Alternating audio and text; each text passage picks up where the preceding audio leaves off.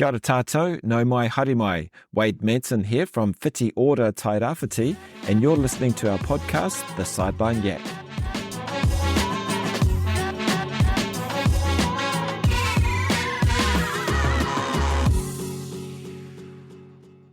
In this episode, I sit down with Diana Dobson, also known as Dobbie, an award-winning journalist and photographer whose career spans various sports, with a particular passion for horses. The head of security was trying to hold a press conference that night. He's saying, nobody is shooting at the games, and all you could hear outside was guns going off, gunfire and everything. Diana's impressive resume includes coverage of 3 World Equestrian Championships, Burghley, Equitana and multiple Horse of the Year events. But Diana's accomplishments don't stop there. She served as a press attaché at the Rio Olympic Games, followed by the Tokyo Games, and is gearing up for the 2024 Olympic Games in Paris. In between, she covered the Gold Coast Commonwealth Games in Australia and the Birmingham Commonwealth Games from home. During our conversation, Diana offers valuable insights into her work, sharing stories of her interactions with high-profile athletes like Mark Todd, Lisa Carrington and Laurel Hubbard. We discuss her journey into sports journalism, the intricacies of her roles as a media liaison and press attaché, and the evolving landscape of sports coverage. Diana shares her experiences from the various events she's covered, recounting both the triumphs and challenges she's encountered alongside athletes. Our conversation explores the significance of respect, trust, and relationship building in effectively conveying athletes' stories, touching upon the crucial topic of mental well-being among athletes. She offers valuable advice to aspiring athletes on navigating media engagements. And of course, no conversation with Diana would be complete without mention of her beloved English Bull Terrier, Louis. It took some persuasion, but I'm delighted that Diana has shared her story with us. Her journey is not only inspiring, but also a testament to the dedication and passion she brings to her work. And with her continued commitment, there are certainly more awesome stories yet to come. So please enjoy. Kia ora.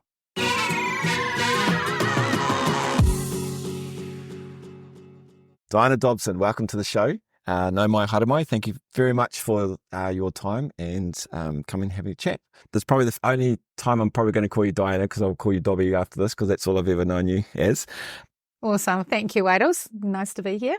Hey, I just wanted to highlight to everyone, having you on the show, just looking at a different lens around sport, obviously not a coach or an athlete, but we just wanted to highlight the different aspects of sport and how there's a career path out there for everybody, and just in regards to your photography and journalism, and especially your career, where it's taken you. We're really cool to hear what you have to say.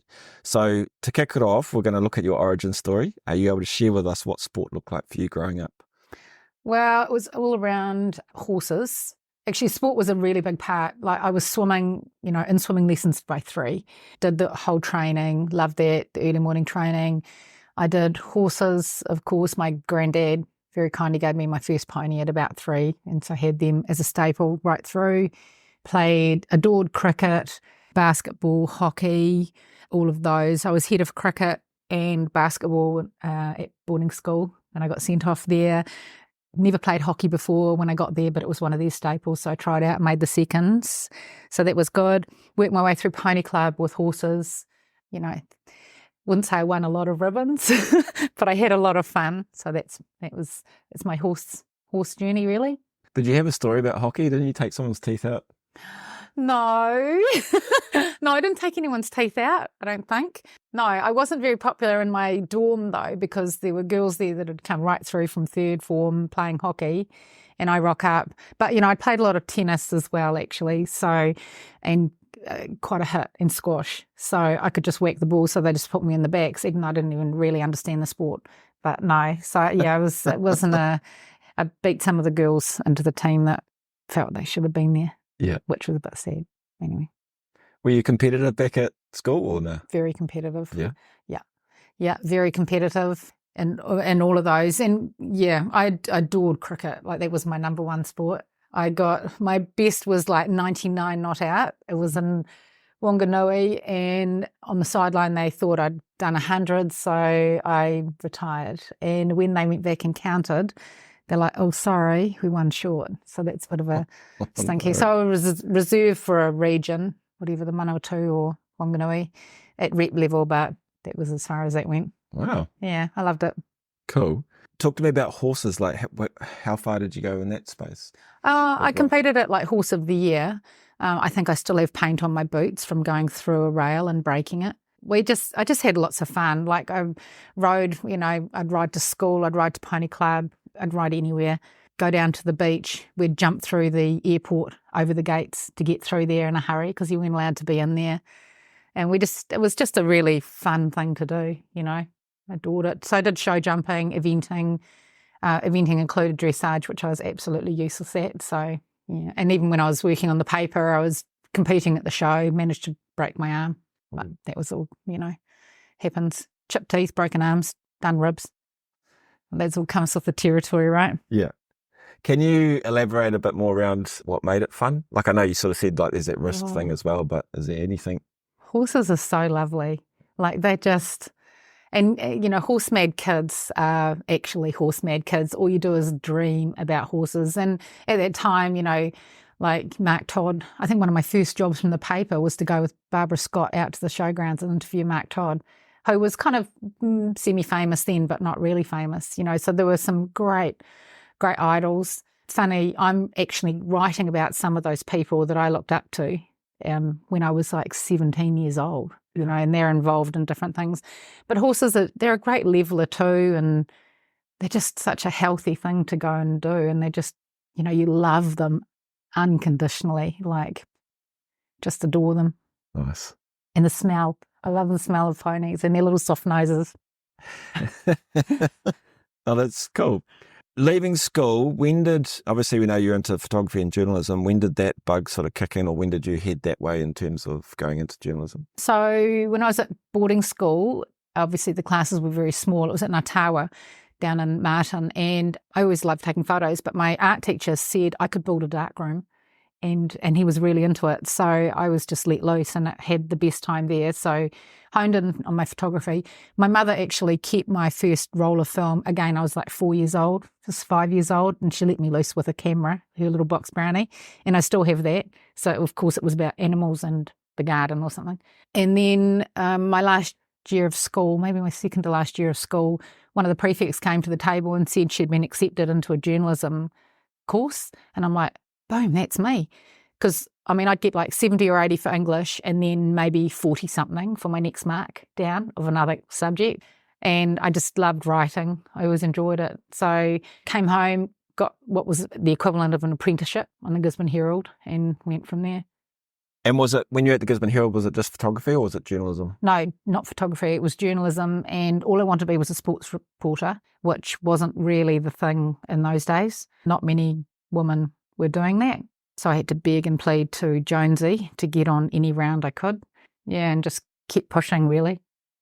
So was he good in that space, did he? Yeah, he was good. He was good. Yeah, he's so supportive. And between him and his dad, Jack Jones, and Jack was like, he was really obviously sporty, and he was really encouraging and was pushing too. So, yeah, I was lucky.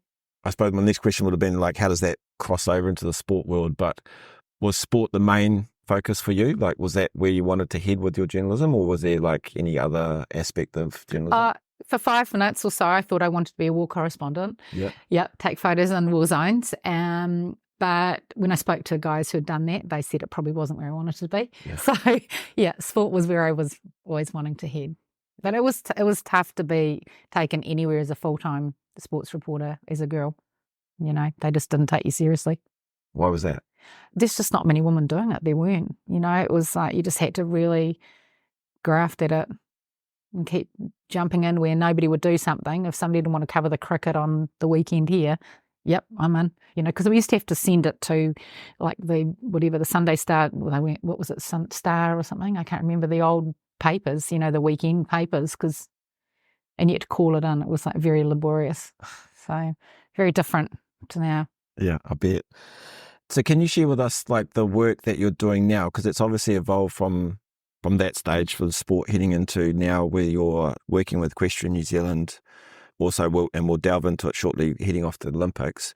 But when did it sort of move from the paper into the other areas? So I was doing heaps of I was doing like lots of surf lifesaving and equestrian reporting from here.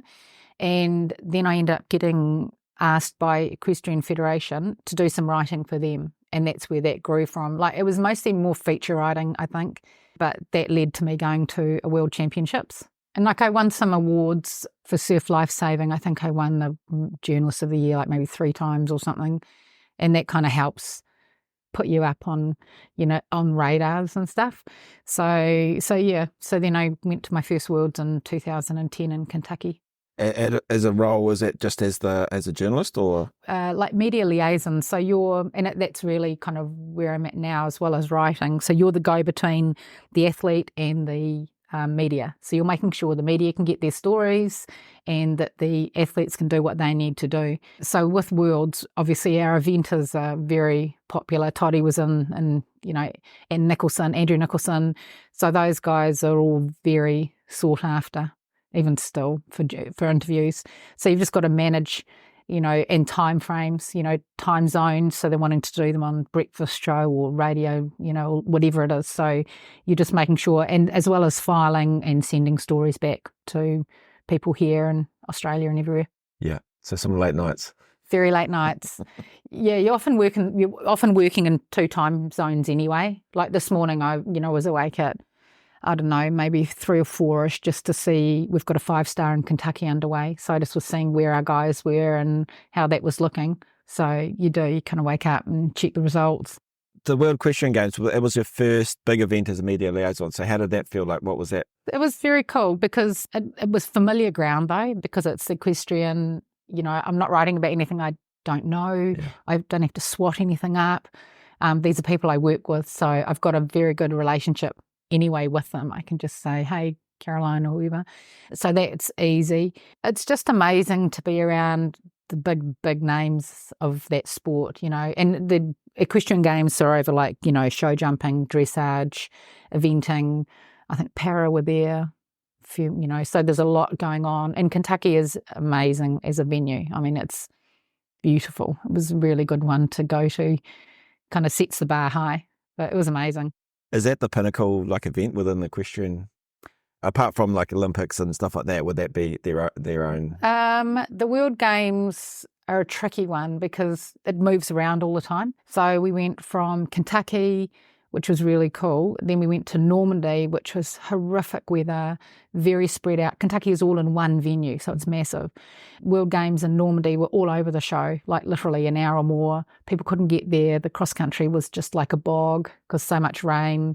And then we went to Tryon, where we had a hurricane come through, and again, weather all over the show, and it was an unfinished venue.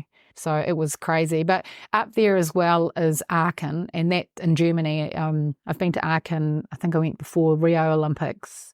That's one of the most incredible venues in the world, and that's where the Worlds will be next year I think they will be, because it can host everything in one place. It's tough when they're spread everywhere. When you're trying to cover it, you can't be everywhere. Yeah. And how do you manage that? Like in terms of like you're the liaison, but like you've got people everywhere. Yeah, you've got to pick your poison really, because you've got to figure where the interest will be. Because one of them we had endurance, and that's not high. It wasn't going to be high interest for regular media, but we still had to try and cover it. So it's tricky. You just have to figure where it all, and you're generally well connected with the riders and stuff. So yeah. Any stories that stood out within that first experience with the Christian? No, it was just lots of fun. It was really cool. I love getting on a big plane going anywhere. So to go on a mission like that, and we're all, team things are special, as you know. It's a real camaraderie, and you're in it, boots and all, really. Cool. Nice. So fast forward to 2016 Rio Olympics. How did you end up with the role of press attaché? So sport is political, as we know, and through a run of things, we'll call it, I was not going to be sent to the games with the equestrian team. Then New Zealand Olympic Committee advertised for press attaché, and me and every other sports journalist in the country pretty much applied, and I was completely lucky to get one of the roles. So then, while I was still going to be there covering equestrian, because that was really my semi-ticket in with the NZOC, because they prefer people to go who know their sports, and equestrian can be tricky to understand. I also got put on to other sports. So I got like kayaking, so we worked a lot with Lisa, but you also get a whole lot of other kind of, because we're a tight team, we're a small team, the press attaché team, like maybe, I don't know, 6 or 8 of us, and there's a lot of sport and it's fast and furious. So you're constantly trying to organise interviews and stuff. Games are tricky because if you're not the rights holder, you can't actually you can't film or get interviews or anything inside venues. So we have to find grassy knolls, we call them, which are safe spaces outside, which was tricky in Rio because, we had a million guns all around us constantly, as we know. Well, you had that. Yeah. So I suppose that leads into sitting in the media centre on maybe one of the early days of the games, and a bullet landed like within a few feet of me. Yeah. It just popped through the tent, and because I heard the noise, and I'm like, "How was that?" And looked down because it just, and I'm like, "Holy Toledo, that man!" So others went to grab it, and I said, "Don't touch it," because we had to get security. So I'm trying to get a photo of that. A photo of where I thought it'd come through, pack up my gear and leave. I'm like, I'm out of here. So I went to another bunker press thing, and it just exploded.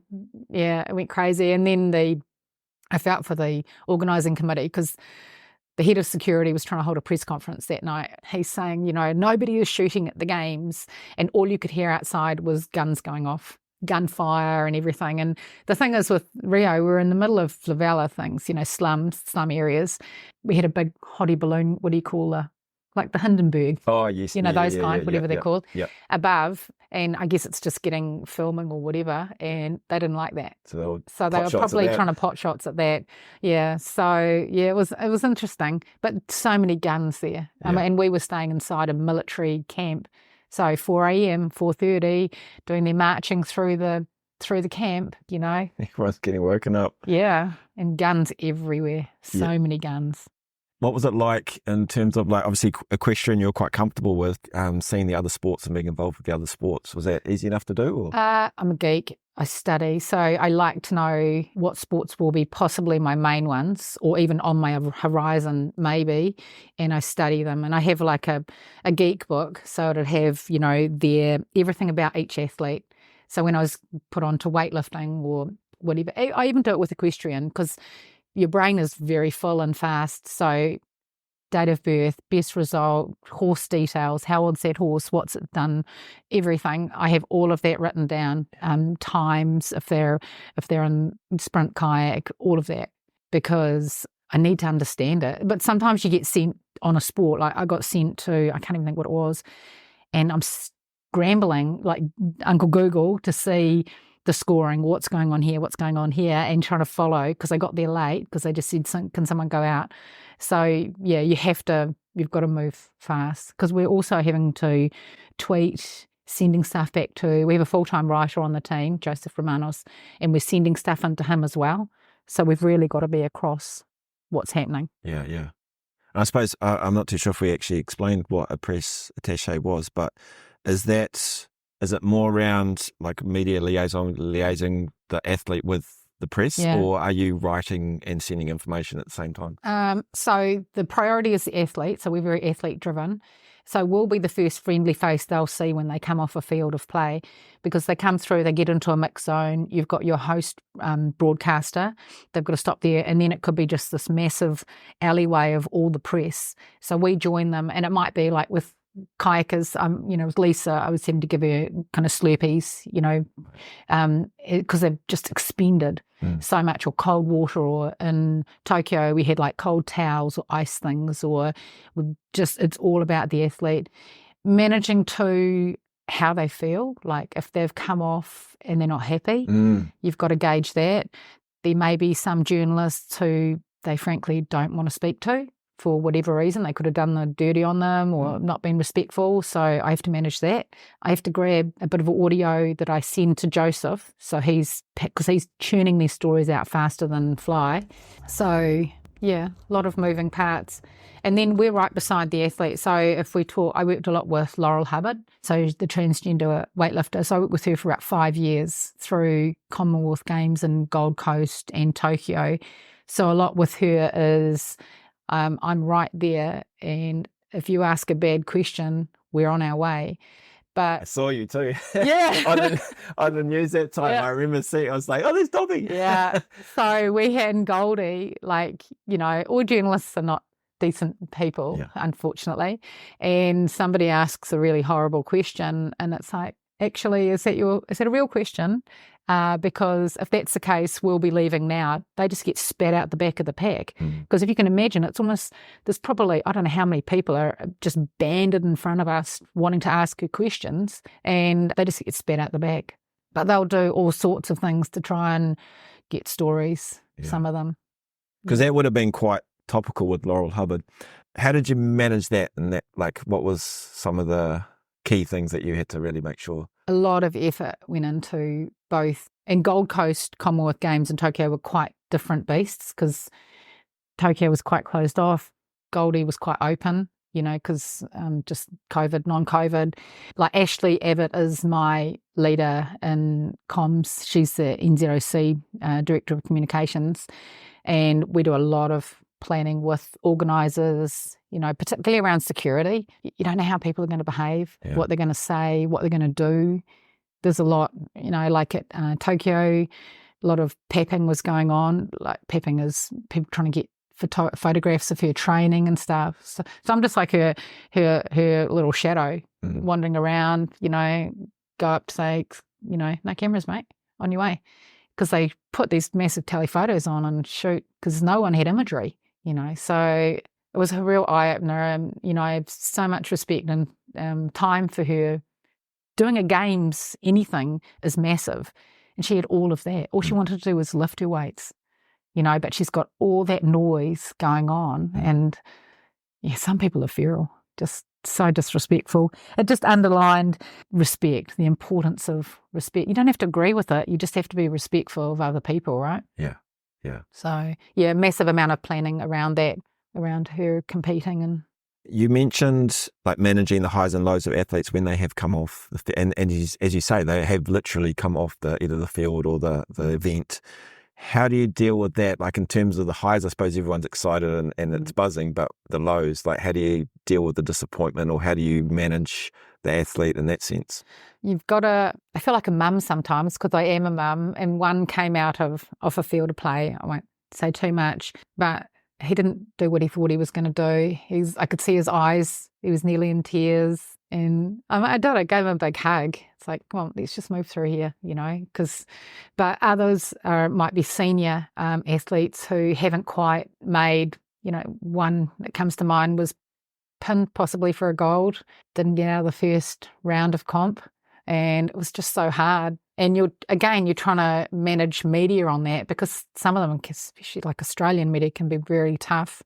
And yeah, but you got to rip that Band-Aid off sometimes. So you do have to front, but there's a difference between like just when they're imploding, like tears, and you're so invested in them because you're working with them. You're riding it and you're feeling emotional. So imagine how they're feeling. These 4-year peaks, 4 or 2 year peaks, it depends what you peak in, right? Because if it's Olympic Games or Comms or Worlds, you've got those peaks. It's tough. They don't get a lot of shots at it. Yeah. It is tough. So it's really, that makes our job more important, to be able to read the room, you know, very quickly and just say, are you good?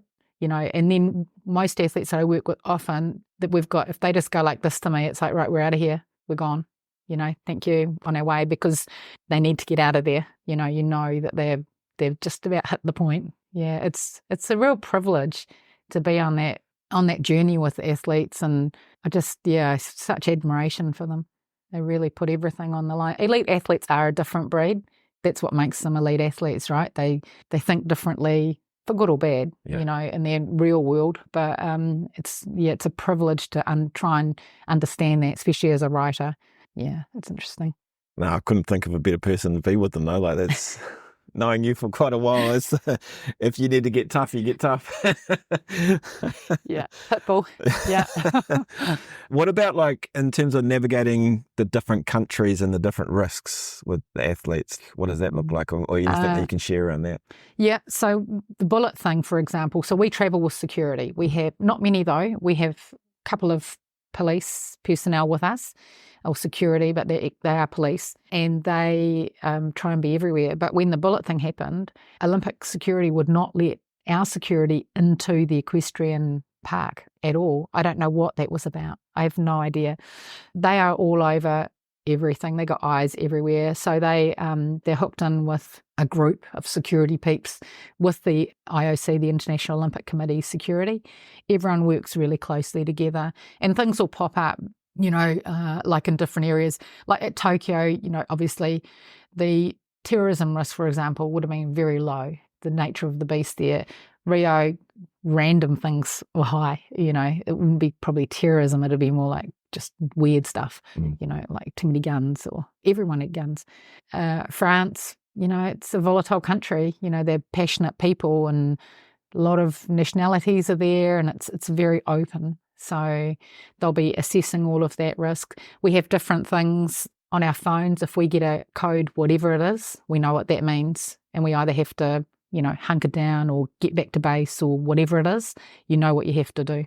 It's nothing. This is probably a good point in here. NZOC are just unbelievable to work with, to work alongside it. If you think you work in a team environment and you join that, like, it's next level. Nothing is left unturned. The whole team makes the team. So while it's about the athletes need the health, the psych, all of the security, whatever it is, our press attachés, and everyone is on a par. No one is too great or too small to be talked to or looked after or considered. And I remember Rob Waddell really early on talking about the 1%. So you do it, that's the difference. The 1% makes the difference. And so it's always raising that bar. We just have like a lot of culture, like New Zealand culture, and all of that is wrapped around the team. So whenever anyone arrives at the village, they're welcomed in with this amazing haka, which we all have to learn. And so everyone gets welcomed in with this haka, and the whole village just stops. Everybody wants to see what the Kiwis are doing, And our New Zealand part of the village is always like, we have teams that go in there several weeks, it depends where it is, but several weeks in advance, and turn it into a mini New Zealand. You go in there, there's minties, there's New Zealand stuff everywhere. It's so that as comfortably Kiwi as possible. So, yeah. And they're just incredible to work with. Yeah, it's rare air. No, I love it because you talk about the 1% and you talk about the team culture, and it's like it's so big in sport. Like it's just so relatable, which is cool. In terms of like as your role as press attaché with the athletes in those sort of high risk areas, is there any responsibility on you? Like I'm trying to think like when you are talking to the press and stuff like that with the athletes, have you got security sort of beside you, like your own, the New Zealand security, or is that just reliant on what's happening within that space? So most of the media is inside security lines, that's in safe zone. The problem is when we have to go to the grassy knoll, so we have to sign all of those off. We can't just say, randomly go, let's go Wadles, I've got TV3 outside, they need to do it, or News Hub to do an interview with you.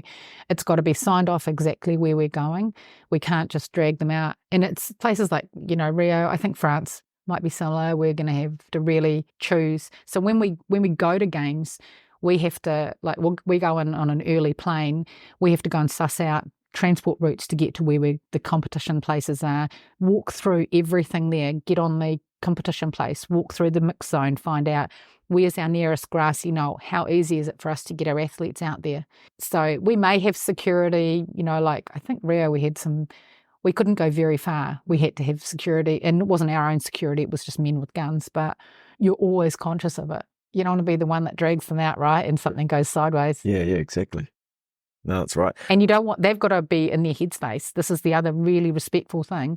Say they've only done a few heats or something. Some of them don't like to speak to media at all. They'll do what they absolutely have to, and that's it. And then they walk through. So we have to manage that with the media and say, look, I'm really sorry, so-and-so won't be talking today. which Any backlash on that? I suppose you get quite a bit of a few choice words coming at you. yeah. But some of them are relatively high-profile athletes, and they know that that's how they operate. But if we don't know that before that happens, like I was literally running along like a little minion behind an athlete at one games, and she was just on a mission. I'm like, and the guys are saying, Diana, and I'm like, sorry, does it look like I have any control here? Like, she was gone. She was not having a bar of it. I don't even think she spoke to host rights. And they came after. They get very cross, very cross. But when we get to games, we have to go and suss out who is in charge of the mix zone and make mates. Be good mates with them. It's really important. Relationships. Yeah. It's all about people. And they've got a hell of a job because some of the media are really tough. Yeah. So moving to Tokyo, you mentioned that a little bit, and that's coming around that sort of the COVID era. What did you learn from Rio, or what did you learn from Rio being there the first time heading into Tokyo? But then I suppose you've got the added complexities of that COVID. So is there any stories or anything you can share around that? We were not allowed, we were in bubbles. So that was another, we have very strict protocols. You don't break the rules, very simply. That's the rule, and that is what you respect. So we were only bubbled. So we could go from our hotel to competition, and that was it. So we saw everything in a cab or in a bus or whatever it would be. I guess the familiarity of knowing what happens, even though each game is so different, there'll be the similar people will pop up heading press zones, the mix zones in each of the games, even from comms to Olympic Games and everything. They just do a world circuit. So once you get into these jobs, then you can move around with them. So, and just the familiarity with the team, understanding our team culture, and that consistency. You just see the bar is high. There's no room for, don't do grey areas. Integrity, New Zealanders, straight, honest and people. And we expect all of you to live by that and just be decent. No drama. Yeah. I don't like drama. But Tokyo was interesting. So we ended up being moved because often the comms team have our own, get put somewhere. We don't stay in the village. We come and go, but we don't stay in there. Tokyo was different. So there was a village, but we had this amazing 5-star hotel that we just had floors and our own restaurant and everything. Wow. It was incredible. Yeah. Nice. So heading into Paris, is there anything that you're worried about? You did sort of touch on it a little bit before, but is there anything that you're looking forward to this time around? Everything. Yeah. Being a journalist, I have to say, though, we don't get freaked out by scary stuff, right? We were doing a training module thing at one of the pre-games, and one of the hockey guys was there, and he was at our table, and so there was we're prepping, talk about, say you can hear it, there's a bomb gone off, and he said, I'm not sticking with these people. They all ran towards the bomb, when they meant to be running away. Because a journalist, what's going on, right? Yeah. You need to find out the facts. You're not going to go, oh, that sounded like a bomb, and run the other way. So nothing worries me. It's going to be interesting. They talk about the opening ceremony being on the Seine, kilometres on the water of opening ceremony. Wow. Wow is right. I think they have a plan B as well, but because of concerns of security. So the horse events are out at the Palace of Versailles. Now, anyone who's been there, it just knows it's heaven on earth. It's the most incredible place. One of my favourite places of all time anyway. So because that's quite a way out, because travel is a problem always, whether you're on a metro or whatever it is. So I'm in my own place out there for much of the games, my own little house or apartment, I don't know what it is. So I'm out there and I'll be doing the golf at the moment. I'll be doing the golf and the horses out there, and I'll come in for some stuff, some smaller stuff on off days. So Paris again is one of my most favourite places on the planet. Incredibly excited. I'm trying to brush up on my French. Good news is I can order anything in food and drink, so we're good.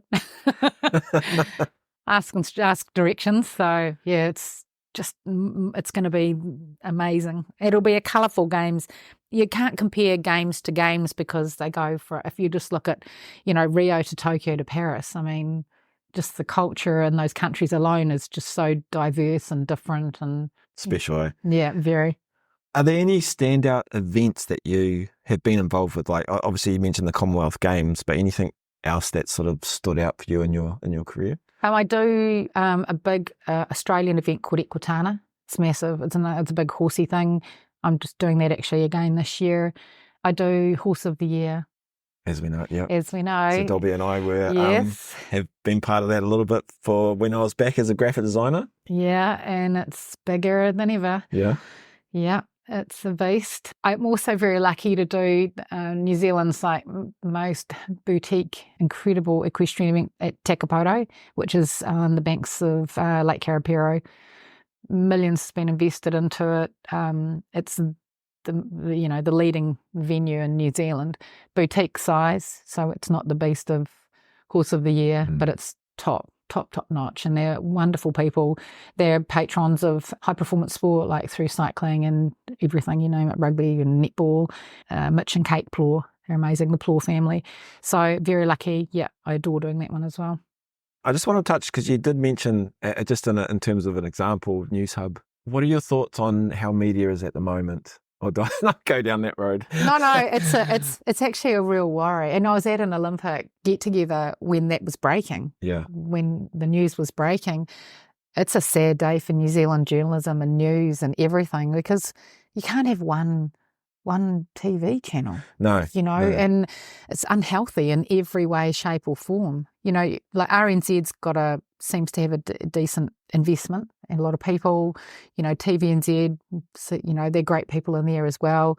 And you've got staff are going to do something with News Hub. It's going to change a lot of our coverage. And this is not just for games things, but for other top events that I do. And whether that be in like civil defence, you know, and emergency management here in town, it changes how we will push out our news. We're going to have to be responsible for providing good content. And a lot of sports organisations are already doing some of that, like the netball, I think, rowing they're actually doing free-to-air coverage, and that'll include stand-ups, you know, press conferences, so that you can make that good content available so it can get out. It's a worry. Yeah, and I suppose that's all online, because that's where it's sort of heading now. Yeah. It's that all online stuff. Okay, right. Moving into your work ethic, you've been described as a borderline workaholic, and I say that in the nicest way. And I'm pretty sure this is Chris Taiwa that actually said this.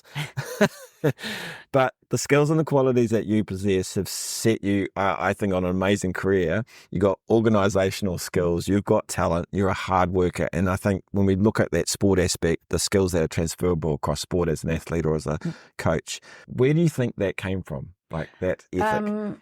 I think journalists, you know, old school ones, are always on. Like, it's a 24/7 job, so you are always hustling.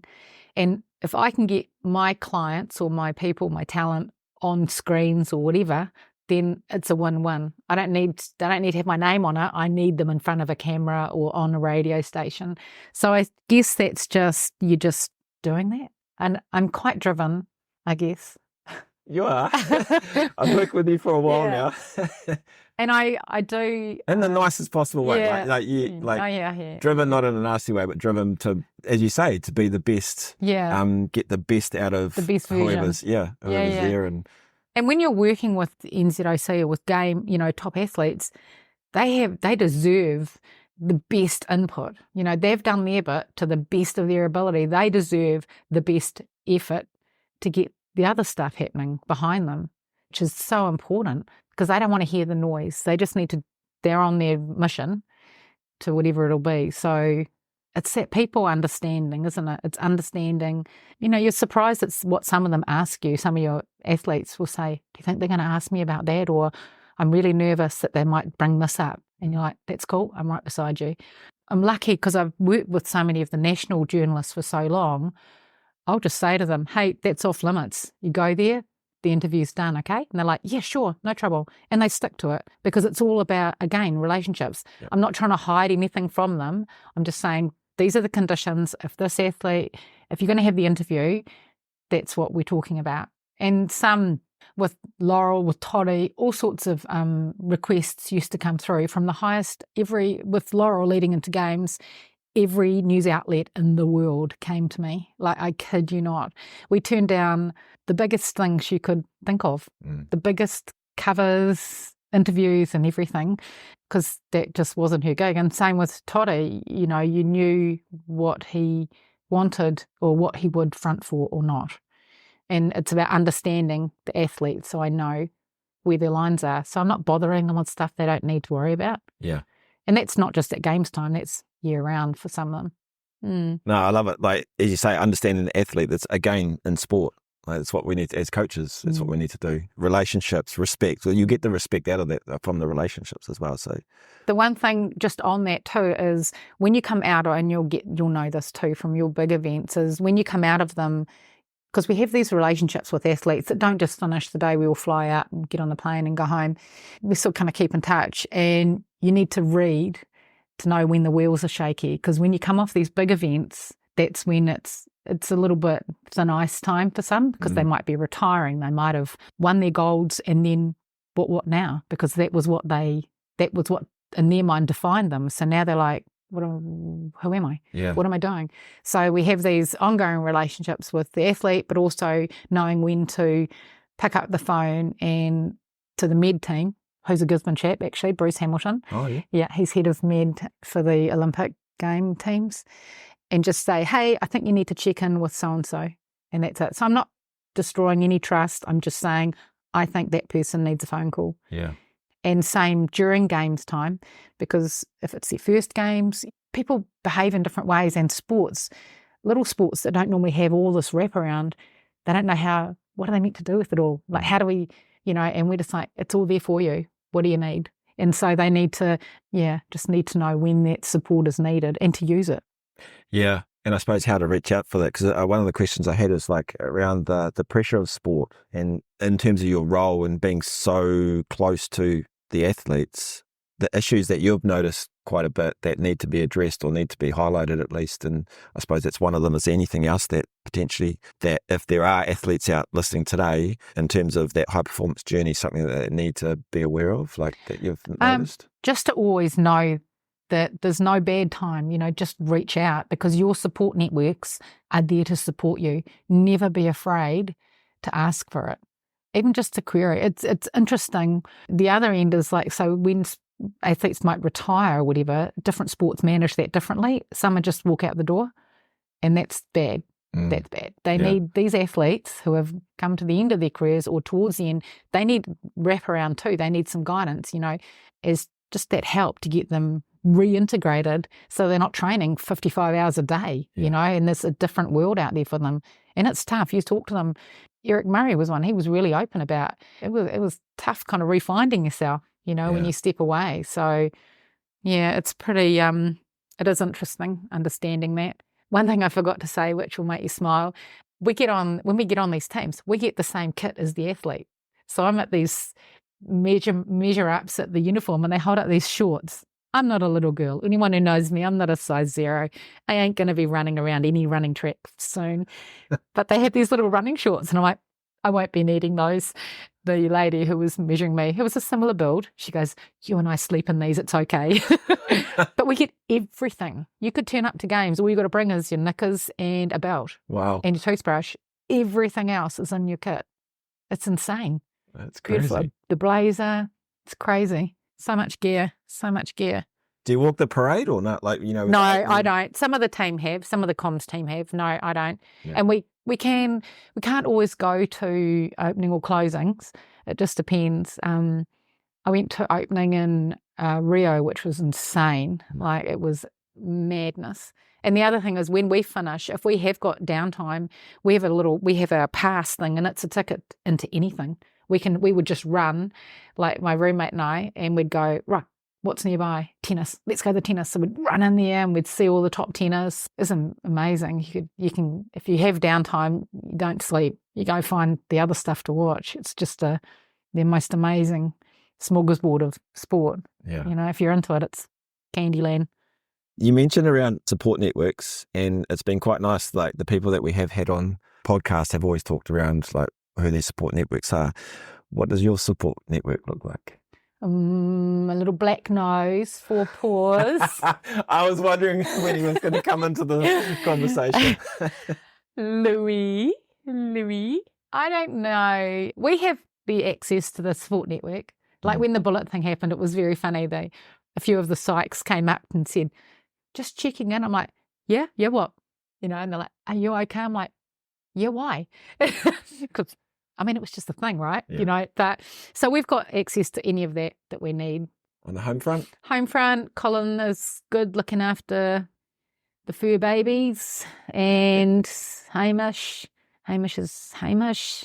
He's quiet in his support.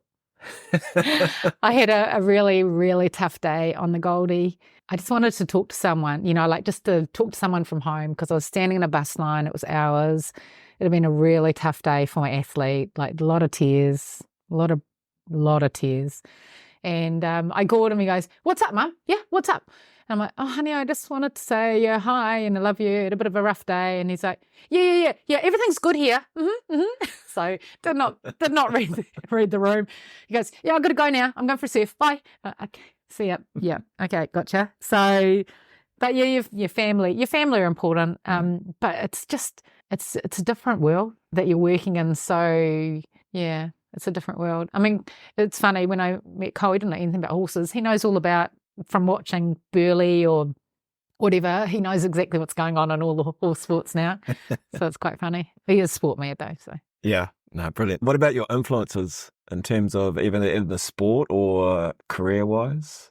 Ooh, that's a tough one.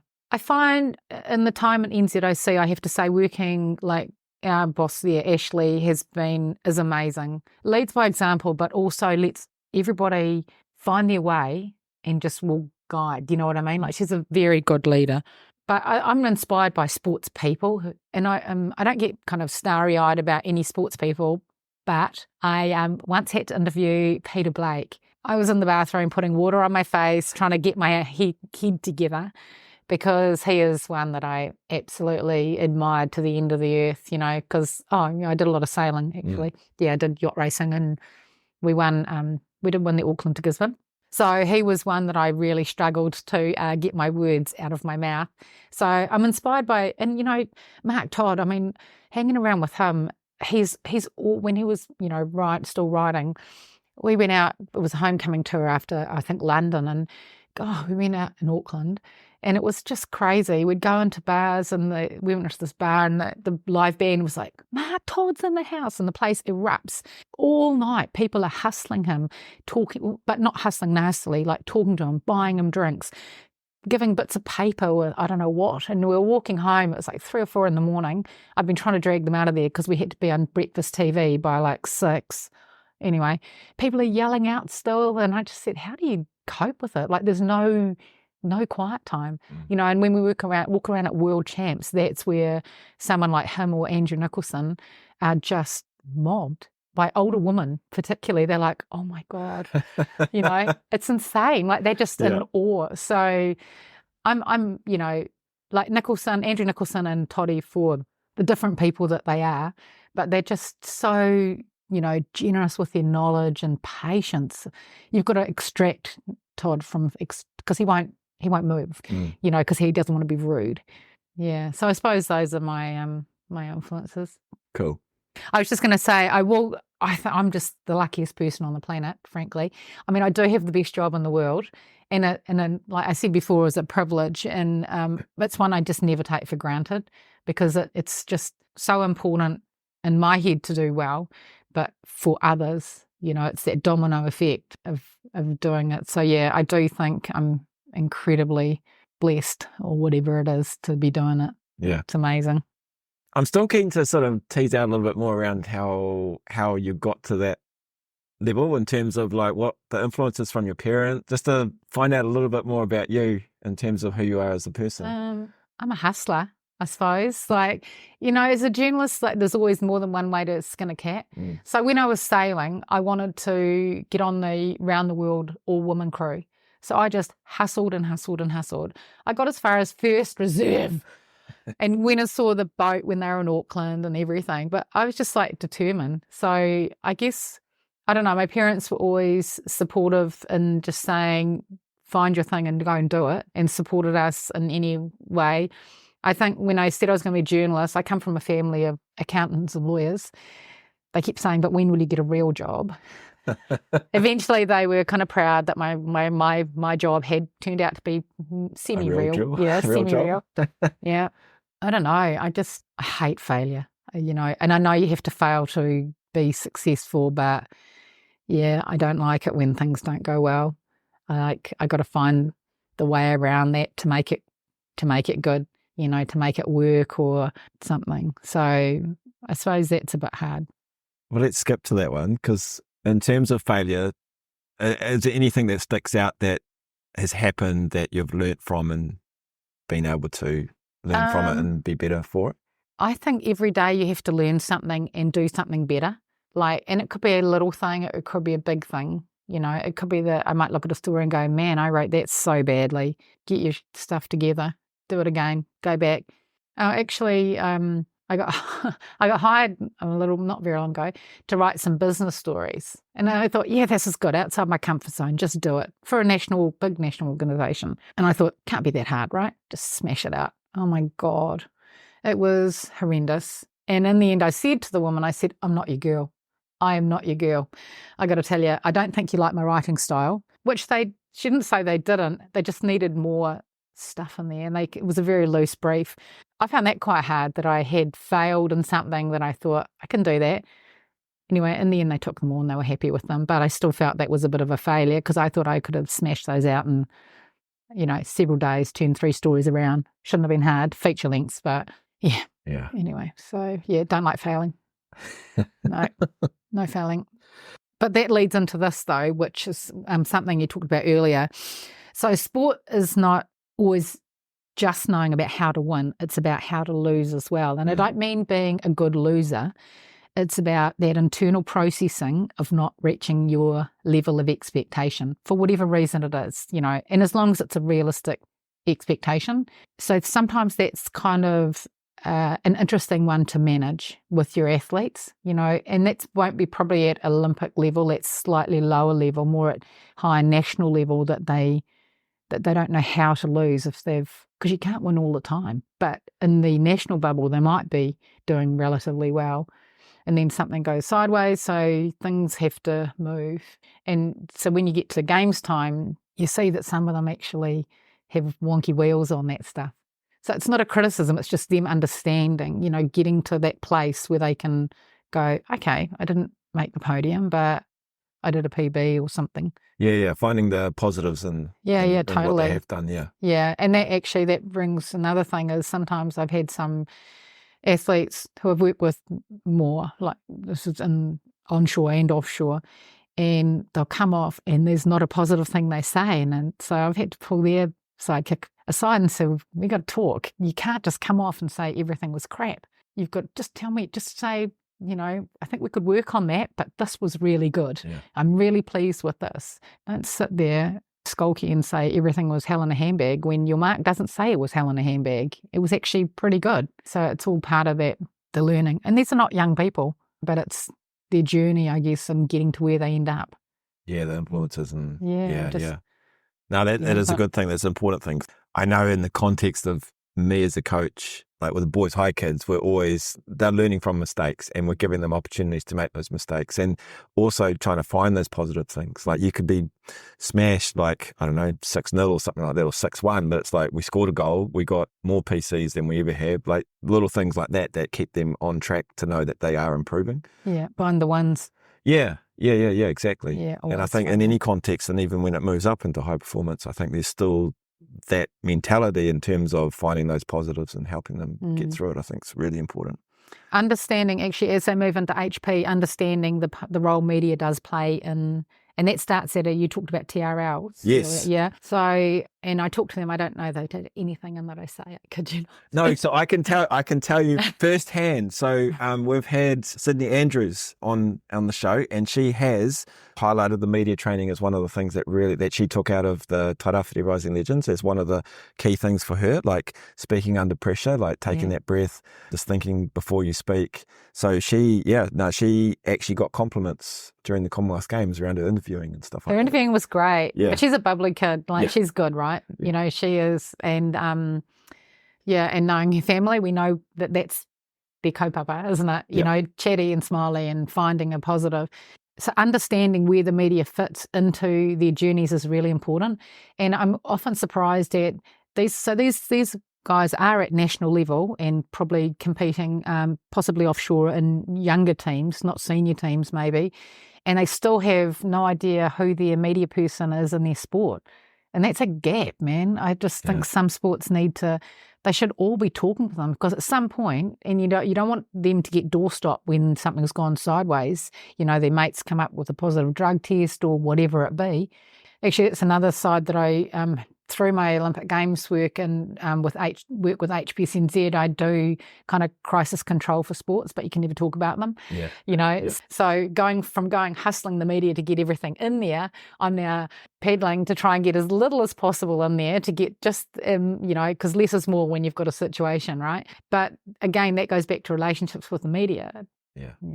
So just going back to the TRLs in regards to like knowing who the media is and stuff, like what's some tips that you can give them to think about, like how do they find that information out? Firstly, when I talk to TRLs, I always tell them they're more than welcome to call me. I'm always happy to help in any way. Or if they say, I really want to be in the Sunday Star Times, it's like, right, let's make that happen. How can we do? Let's get that on the way.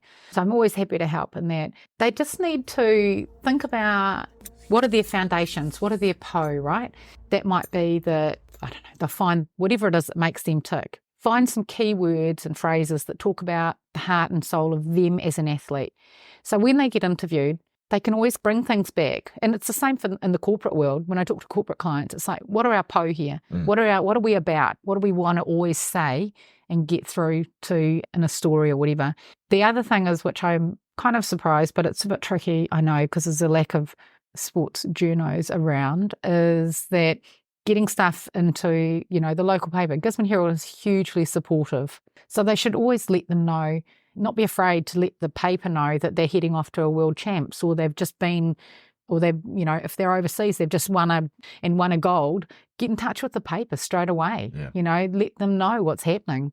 They should never be afraid to, because people follow them. They'd be amazed at how many people follow what they do, and they might have bought a raffle ticket, or they might know your grandmother's uncle's brother's cousin, and they love that. And just if something's gone sideways, less is more.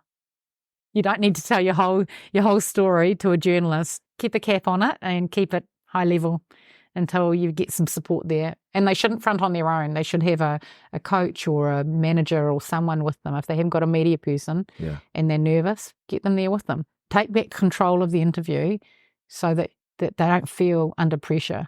And if it's a question they don't want to answer, just say, I don't know. I'm not sure about that one, because if it's not in their realm, right? If they're asking about a teammate or something, then talk to the manager. Yeah. No, that's good advice. Real good advice. Just coming back to around relationships, and you've had access to obviously numerous athletes and coaches. Are there any that have stood out to you, like that relationship of athlete-coach, and if they have, why? Obviously the Gordy, Lisa, Carrington relationship is very unique. He knows what's going on, and that's what's going on. That's interesting. Each brings something so different, because they come from, like, whether it be the sevens or something, all the way down to the trampoline. We've got two trampolinists, a single trampolinist that we had somewhere. And they come from such different scopes. When, like, Luca Jones, who's just an absolute darling, like, she's the slalom paddler, and we were in Rio. Actually, that was in a pit and we had snipers all around us. But anyway, don't know what that was about. Well, it was because of the Favelas. But anyway, she came out of the box and won that silver. And Rob was there waiting. And I said, oh, Rob Waddell's here waiting to see. And she goes, why is he here? And she's like, it's like, to see you. She's like, is he really? And she's just gold, and he was like, he would try and get to every single sport, and just because he is an athlete and understands it. And so that was really cute. Like, she's heading into her 5th Olympics this year. Wow. She's amazing. Yeah. She's so cool. We have a new chef too, Chef de Mission, Nigel Avery, who's really lovely. But he's also an athlete, or an ex-athlete. Funny story, after I got the call up for these games, he pops up on my screen and is calling me. I thought, oh my God, they've changed their mind. He's calling to say you're not on the team anymore. Oh no. And he wasn't. he was calling to say congratulations. But I told him that, and he thought it was the funniest thing he'd ever heard. But anyway, I'm like, oops. But it's not until you get on that plane and it's about to lift its wheels, you go, yeah, we're on. Yeah. Do you know? Because switch on. anything can happen, No, that's cool. Just sort of rounding it up, just a couple more questions in regards to, I suppose, the changes that you've seen in the sporting world over your career. And I know like COVID obviously affected quite a bit and you saw that within Tokyo, but is there anything that you've seen that's really changed over the time frame that you've been working within sport? Well, within the media landscape so much. I mean, social media, even just from when we look at our coverage or the type of coverage. So you've always had, TV, radio, press and everything, but the social media component and the immediacy, like there's a lot of acid on to get stuff out, boom, now, more moving like reels and stuff like that. So that's really, and it continues to really change. And given the media landscape in New Zealand now, that, like we talked about earlier, that's really going to be quite a different beast. That's probably the main thing. I think I'm really pleased to see that there's more acknowledgement of the open acknowledgement of the mental pressures on the athletes. When you look at Simone Biles and stuff like that, that's good to see it out properly spoken about. There are still sports that probably won't really acknowledge a lot of that, but I think that's a big change for the better. But yeah, some older sports people just, go whatever, gonna toughen up. Still that old school way. There's still that fine line though, because we talk, you talk about like the HPSNZ funding and stuff like that, and there's talk, maybe it shouldn't be results driven. It's like, well, how the hell can you fund a sport that's not results driven? We're not turning up for, lollipops and unicorn dust. Yeah. Actually, we're here to win. We're not here for the jelly beans. It's an interesting discussion, and I don't know what the answer to that is, because the mental pressure is massive, massive. I think about like times like in Tokyo when we hadn't had, or in Goldie, hadn't had a very good day, and go back to the hotel with an athlete, and we're sitting in there in the restaurant, and it's just so raw, it's so raw. It's and just little things like one athlete hadn't been able to call her parents because her phone wouldn't work. I'm like, just use my call. But then I'm sitting at the table while she's speaking to her parents and saying, I'm sorry. And it's like, man, you just did amazing, So it's very, it's an eye opener. I bet, yeah. Yeah, it's a very raw, very powerful kind of learnings. And you can see like how important that call it training loosely, but it's like that giving the tools and the, to be able to deal with those sort of things. Yeah. I think that's why it's so important, like in the younger years or even just as they go through that journey, to be able to learn that sort of stuff. Yeah, it's it's tough because some of it's not an easy learn, and some sports just don't have a budget for anything, and so suddenly they popped into the Olympic circle, and there's other people there, but now's not the time to be starting that unpackaging, right? Well, and that, because I suppose you have new sports that get put in, so whether like rock climbing. Yeah. How crazy is? Have you seen how fast those guys go? Yeah, they're quick. It's like, goodness, Spider-Man, eat your heart out. Like, actually, they're just crazy. Yeah. Yeah, and they bring a whole new vibe to a team environment. I bet. And the other thing we have at Games is we always have a New Zealand house that's off-site, where where athletes can go with their families and stuff like that. And it's always really fun, and we have all sorts of celebrations and stuff. And yeah, it's interesting. Yeah. It's very funny, but it's a lot of fun, and they're very well run. No, cool. Just second to last question. And I know with your photography, so is there any one thing that is more important at the moment? Like, you've got your photography, which you obviously love as well, and the journalism was, I'm guessing journalism. Yeah, well, journalism is the. I'm obviously I'm a better writer than I am a shooter, and I work with some of the best photographers. I'm very lucky, and I know the value of a good shot, right? And I know I probably couldn't have quite got that one, because I just get to, I see the best in action, and I try and learn from them. But I think my strengths lie, I can write and everything, but I think my strengths lie in that relationship factor, like being that conduit to support the athlete, making sure the media get their stuff, just so there's that proper go round. Yeah, and just that building that trust so I can write good stuff. Yeah. It's so yeah, I love shooting, but I don't get time for fun shooting. I take a little camera. I've got a really high-spec little camera I take to games and stuff, but your phone's pretty good too. Yeah, Yeah. true. So Yeah. So what do you do to switch off? Because you're a hard worker and you're going 24/7.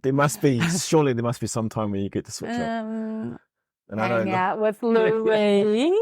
I love reading my book. I have lots of wonderful friends that I love to chill with, drink coffee, lots of coffee, go out for a meal or whatever. Yeah. I mean, I think you get to an age and stage, right? Your friendships are very important. And I do have really good friends all over the world that are, it doesn't matter if they're all in different parts of the world, right? You still guess away. Yeah, I love gardening. I just need more time in a day, really. Yeah. Can we make 24 hours like a 48-hour, but it's 24 hours or something? Yeah, that would be easier, I would say. Oh, no, that's good. Okay, and finally, what does the value of sport mean to you? I think that rolls into real life. The values that you have in sport should be the values you live by, because they're like your, fairness and respect and integrity. When you're in a team, a sport environment, you check on your teammates, right? Yeah, are you right? And everything else. And that should be the same in your real world, because they're still your teammates. I'm not talking about your sport teammates either. Yeah. I'm talking about your mates. Yeah.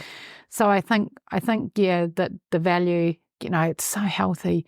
I mean, you could talk about the healthy factor of being in a sport and everything, go on forever on it. But I think on the other side, it teaches you the value of looking after your person and the people around you, or the next person. You might not even know them, the next person.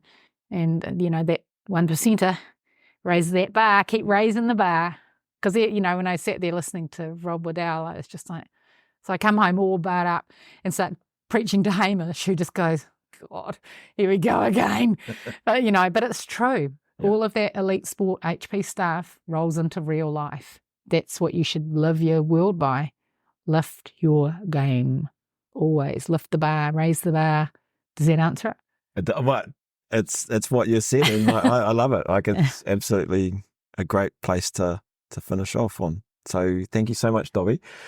Absolutely loved it. Like, I honestly, genuinely loved you sharing the insights into what goes on in your world. I think it's awesome, and I think you've really touched on some really cool points there around athlete well-being, making sure that our athletes are looking after themselves, and there are people around them as well, the support networks. I think that's massive. And even in your role, you are part of, I guess, their support network, because you're there right as they get out of the pool, off the field, off the track. It was awesome to hear just a little bit of what you get up to, and I think it's amazing. So thank you so much for your time, and really appreciate it. Oh, good. Thank you, Adolf. No worries. Au revoir.